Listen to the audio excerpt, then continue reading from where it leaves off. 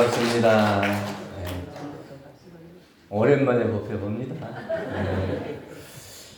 문자는 맨날 폭염 그러는데 저는 시원한 에어컨 밑에서 휴가를 잘 보내봤습니다. 사은님의 호령으로 다행 중 다행으로 그래도 이만하고 올 수 있어서 감사드립니다. 다들 안녕하십니까? 네. 안녕이라고 하는 것은 아무 탈 없이 편안하다, 근심 걱정이 없다 이런 뜻이더라고요. 다 근심 걱정 없으세요? 네. 아무 탈 없어요? 네. 안녕하십니까? 가장 큰 근심 걱정은 무엇일까요? 네.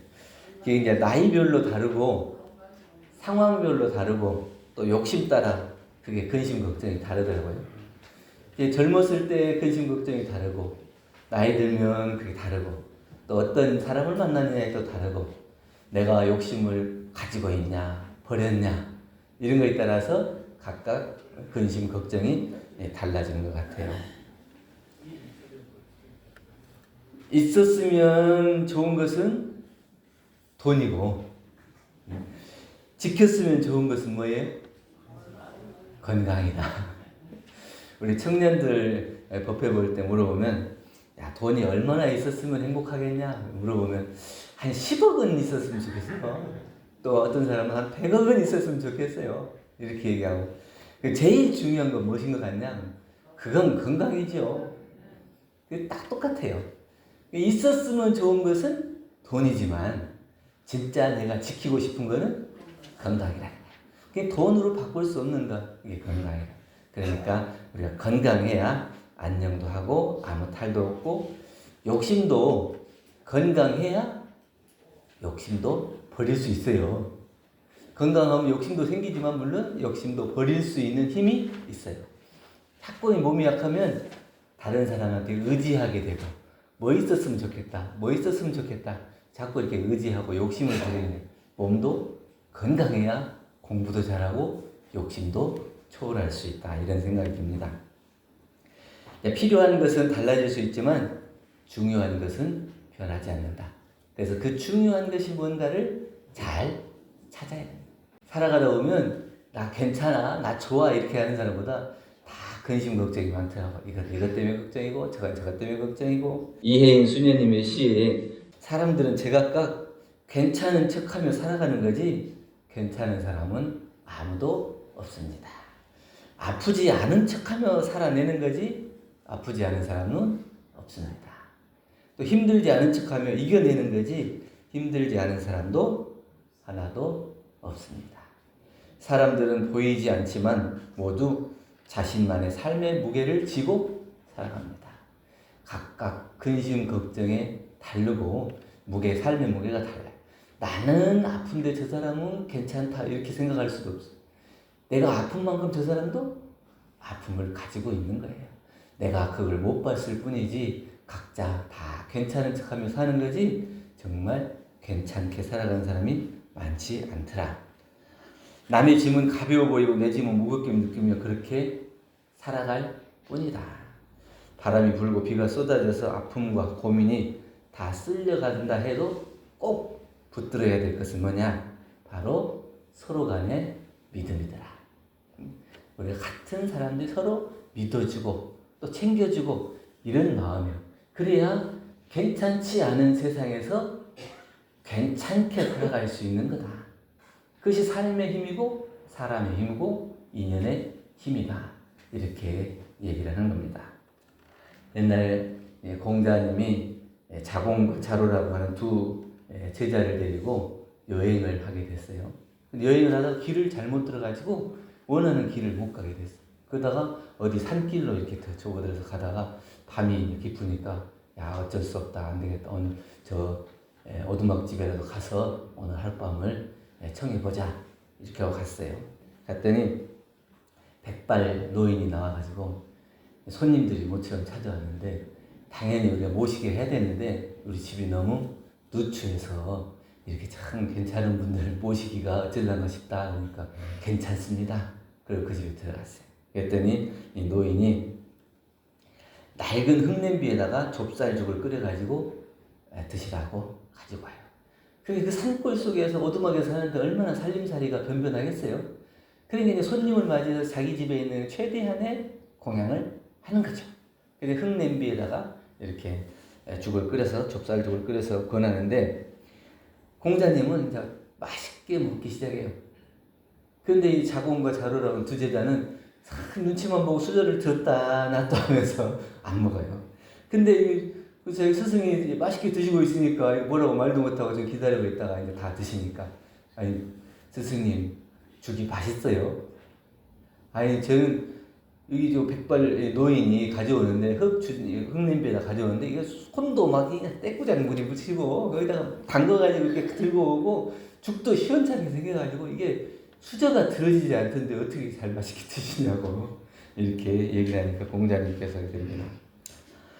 나그네에게 죽을 쏘주는 대접은 진실에서 나온 친절이다. 그 없는 살림에 그 나그네들을 위해서 죽을 내놓는다고 하는 것은 저 사람의 진심에서 나오는 것이지, 우리가 거기에 복이 어쩌다, 맛이 어쩌다 이런 겉보기로 그렇게 허물을 잡고 시비를 하면서 내가 이걸 먹니 못 먹니 이렇게 하는 것은 그건 예가 아니다.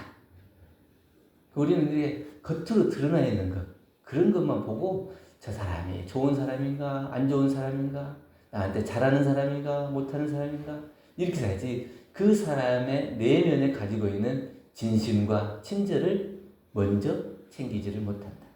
그렇게 살기 때문에 세상 모든 사람들이 다 괜찮지 않게 살아가는 게 아니야.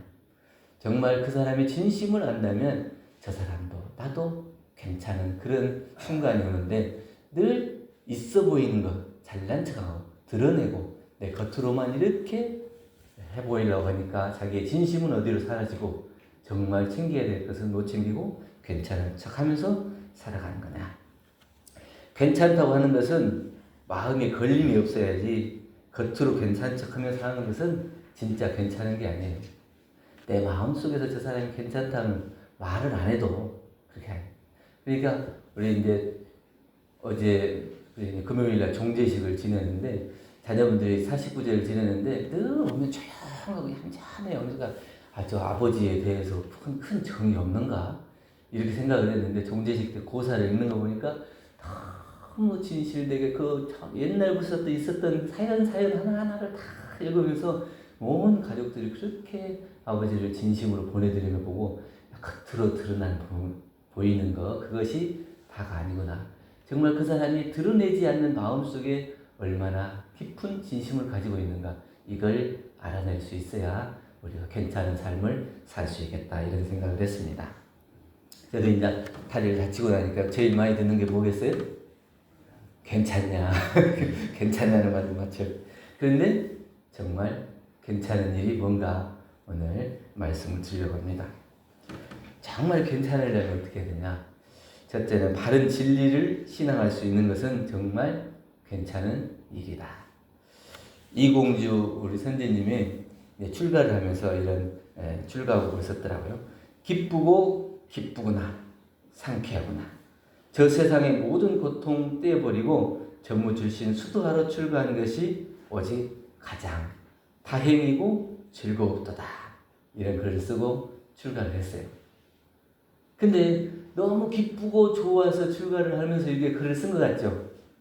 그런데 13살 된 둘째 아들을 잃고 또 어머니 민자연아님을 잃었는데, 보름 사이에 사랑하는 아들을 잃고 어머니를 잃었어요. 그리고 출가를 하면서 이런 글을 썼어요. 그래서 얼마나 대종사님을 시봉하고 공부하는 일이 얼마나 기쁘고 즐거운 일이냐. 이 공부를 못하고 이 진리를 몰랐으면 모르지만 이 진리를 알았기 때문에 사랑하는 아들, 사랑하는 어머니가 가셨다 하더라도 그게 마음속에 걸림이 없이 진리를 추구하러 올 수 있는 출가를 할 수 있었다고 하는 거예요. 두 번째는 좋은 인연이 있다는 건 정말 괜찮은 일인 것 같아요. 살아가는 일이 아프고 힘들고 괜찮지 않아도 함께할 사람이 곁에 있으면 정말 괜찮은 척하면서 사는 게 아니고 괜찮게 살 수 있는 것 같더라고요. 우리 이제 환타원 백두정행 전사님이 열반하셨죠. 근데 교도님들이 다 문상도 하고 함께 독경도 하는데 앞에서 같이 이렇게 독경을 힘차게 하는데 뒤에서 울려 퍼지는 그 독경 소리가요. 야, 정말 좋아요. 앞에서 안 들어봐서 잘 모르죠?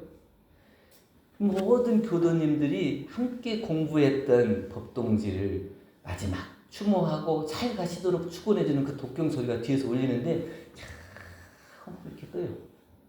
그럼 정말 이분이 잘 가시겠구나 이런 마음이 들어요.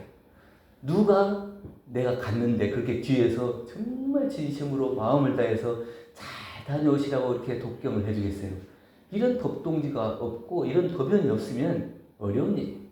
그런데 함께 공부하고 함께 마음을 나누고 이 진리를 알았던 법동지를 위해서 함께 축원하는 이 마음, 이거는 가까운 인연이 있기 때문에, 함께하는 인연이 있기 때문에 정말 괜찮은 일이죠. 일생을 통해서 많은 돈을 벌고 무슨 명예나 권력을 얻었다 해도 그 사람 갈 때 잘 갔다 오라고 몇 사람이나 이렇게 축원을 해주겠어요. 그런데 함께 공부했기 때문에 이렇게 축원도 해주는 괜찮은 일이 된다. 세 번째는 나눌 수 있는 여유가 있다는 것은 정말 괜찮은 일인 것 같아요. 가져야 나눌 수 있는 것이 아니라 너와 내가 둘이 아니어야 나눌 수 있더라고요. 그러니까 내 거지만 저 사람을 줄 수 있는 건 뭐예요? 나와 둘이 아니고 그만큼 가깝다는 거고 내가 좋아하는 거고, 그랬을 때 그게 내가 물건이 건너가도 아쉽고 아까운 게 없어요. 그래서 기꺼이 줄 수가 있어요. 근데 저 사람이 내가 미운 사람이다. 평소에 내가 안 좋아하는 사람이다. 그러면 뭐 작은 거 하나, 이거 하나도 가져가면 어떻게 미워 보이고 그 사람이 싫고 그래요. 하는 말만 들어도 왜 저 사람은 저렇게 얘기하나, 먹는 모습만 봐도 왜 저렇게 먹나, 다 그렇게 보여요. 그것이 마음이 하나가 되지 못하기 때문에. 마음이 하나가 되면 나눌 수가 있고, 나누면 정말 그건 괜찮은 일이 아니냐 이런 생각. 네 번째는 용서할 수 있는 힘이 있다면 정말 괜찮은 일이다. 대단종사님께서 참으로 통쾌한 때는 언제냐면 애써 벌어놓은 돈을 쓸 곳에 잘 썼을 때, 가장 미운 사람의 잘못을 너그럽게 용서했을 때, 인과봉의 이치와 생멸없는 진리를 믿고 알게 될 때, 이 세 가지, 이때가 되면 정말 마음이 통쾌하다. 다른 사람을 내가 이겨야만이 통쾌하는 게 아니고 내 마음속에 걸리고 불편하고 그러지만 그것을 기꺼이 내가 수용하고 그 사람을 용서할 수 있을 때, 이해하고 용서했을 때, 그때 정말 통쾌한 거다. 그래서 용서할 수 있는 힘이 있다고 하는 것은 정말 진리를 알지 못하면 용서 못해요. 3세의 인과 이치를 모르면 용서가 안 돼. 그러나 3세 인과 이치를 알기 때문에 내가 또 이렇게 됐구나, 또 그 다음에 이렇게 해야지, 그 마음속에 생각으로 용서해가지고는 오래 못 가요. 그러면 내가 저번에 2번은 용서했는데 이번에는 안 된다, 이렇게 마음이 걸지. 진리를 알고 용서를 할 수 있어야 진짜 괜찮은 일이다. 5번째는 미리 준비하는 습관이 있다면 정말 괜찮은 일이다. 진리를 모르면 미리 준비하지 못하고 닥치면 후회하고 미루고 원망하는 일이 부지기수죠. 그러나 미리 준비하는 사람은 여유 있고 즐거운 행사처럼 맞이한다. 우리 한타원님 이번에 열반하셨는데 몸이 좀 안 좋은다 해서 연락이 와서 이제 2 아들이 갔대요. 갔는데 누구 이렇게 이름도 부르고 이렇게 또 눈도 마주치고 하다가 이렇게 눈을 감으시니까 이제 주무시는가 이렇게 두 사람이 서로 이제 얘기하고 있었대. 근데 이제 요양보호사 와가지고 이제 가시려면 얼마 안 남았는데요, 이렇게 하니까 이렇게 흔들어서 진짜 가실 때가 됐는지 주무시는지 해서 어머니 이렇게 흔들어봐도 움직임이 없대. 그러더니 호흡이 좀 길어지고 가빠지더니 가시더라. 이렇게 가실 수가 없겠어요. 예? 우리가 이제 법사님으로 공부하시고 평소에 생사에 대한 공부를 안 해놓으면 이게 가기가 어려워요. 하여튼 병원에 가가지고 요양원 가고 또 그냥 뭐 하고 약 먹고 엄청 힘들게 이렇게 가시는 분들이 많아요. 그러면 요양보호사 해보니까 많이 아시죠? 그렇게 힘들게 가는 분도 있는데 이 진리를 알고 미리 준비하는 분들은 이 생사가 그냥 행사처럼. 그러니까 그렇게 가시면 이게 막 슬프고 막 억울하고 이런 것도 아니고 때가 돼서 가는구나. 내가 미리 준비하고 기다렸던 일을 치르는구나. 이 행사처럼 느껴져요. 그러니까 웃으면서 보내드릴 수가 있어요. 그럼 정말 괜찮은 일 아니에요? 젊어서는 그런 걸 잘 모르지만 나이 들면 들수록 내가 이제 어떻게 생사를 준비할 건가. 이게 제일 큰 화두 아니겠어요? 그런데 그런 일을 미리 준비하는 사람은 정말 괜찮은 거고, 그렇지 못한 사람은 딱 그 일을 당하면 마음이 바쁘고 힘들고 괴롭고, 이게 어떻게 될 건지 불안하고 그럴 수밖에 없는 거죠. 그래서 우리 조정권 교수님 아주 설법도 능하시고 이런 분 계셨는데, 이분 이제 암 판정을 받고 투병하다가 다른 사람들은 다 얼마나 아프고 힘들고 그러십니까 이렇게 걱정하지만 내가 대종사님을 만나서 이 공부 이 사업을 했기 때문에 이렇게 행복하고 기쁠 수가 없다. 내가 지금 아픈 것이 아픈 게 아니고 어찌 다행 이 법을 만나고 이 공부를 할 수 있고 이렇게 대종사님과 같은 성인을 만나서 행복한 일생을 살았는가 생각하면 할수록 기쁘고, 아무리 1000명, 10,000명의 자녀를 뒀다 한들 이렇게 이 진리를 알고 이 공부를 할 수 없었다면 그게 행복한 일이겠네요. 그런데 다행히 이 법을 알고 이 진리를 알아서 공부했다는 것, 이게 정말 행복한 일이다. 괜찮은 일생이라는 거죠. 여러분들은 어떻습니까? 매주 그 당에 와갖고 공부를 하고 마음에 대조하고 어떻게 사는 것이 바르게 사는 것인가, 어떻게 사는 것이 정말 진리를 알고 사는 건가, 생사를 다 이렇게 준비하고 사는 건가, 이런 공부도 하시잖아요. 근데 그렇게 공부를 해 나가면서 기쁘고 행복해야 되는데 그냥 오는 것은 오는 거고 가는 것은 가는 거고, 이게 마음이 열애가 돼요. 올 때도 아무 생각이 없고 갈 때도 아무 생각이 없는 생각 없는 열애가 되는 게 아니라 정말 미리 준비하고 챙기고 공부하는 열애가 되어야 한다는 거죠. 그래서 우리가 이제 대종경 교단품 23장의 오늘 본문에 봉독했듯이 잘 모르는 사람은 소경은 밖에 나가고 싶어도 문고리 잡다가 조금 다치면은 에이 못 나가버린다. 우리도 공부하다 보면 작은 경계 하나가 딱 하면 공부해도 다 소용없네 이러고 그냥 포기해버리는 게 아니고, 그것을 발판 삼아서 더 깊이 공부하고 더 깊이 연마해서 내가 정말 이 길에 들어왔을 때 이 공부를 하지 않으면 안 되겠다. 이 회상에 들어왔을 때 진급하는 기회로 삼아야겠다. 이렇게 해서 내 삶이 정말 다양하고 괜찮은 일이 돼야지, 조금 잘못된다고 조금 밉다고 그것을 마음에 사려가지고 더 다른 사람들을 미워하고 원망하고 삐지고 이래가지고 교당을 안 나오고 이래서는 안 된다. 그러면 괜찮은 인생이 안 괜찮은 인생으로 다시 바뀌어버리죠. 우리 모두는 다 괜찮은 인생이 되도록 그 공부하면서 살려고 이렇게 공부하잖아요. 그래서 오늘 말씀드린 것처럼 오늘 단회가 있어서 좀 짧게 말씀드립니다. 그래서 우리가 괜찮은 길에 들어왔고 괜찮은 공부를 하기 때문에 괜찮은 일생이 되도록 함께 괜찮은 공부를 하시면 좋겠습니다. 감사합니다.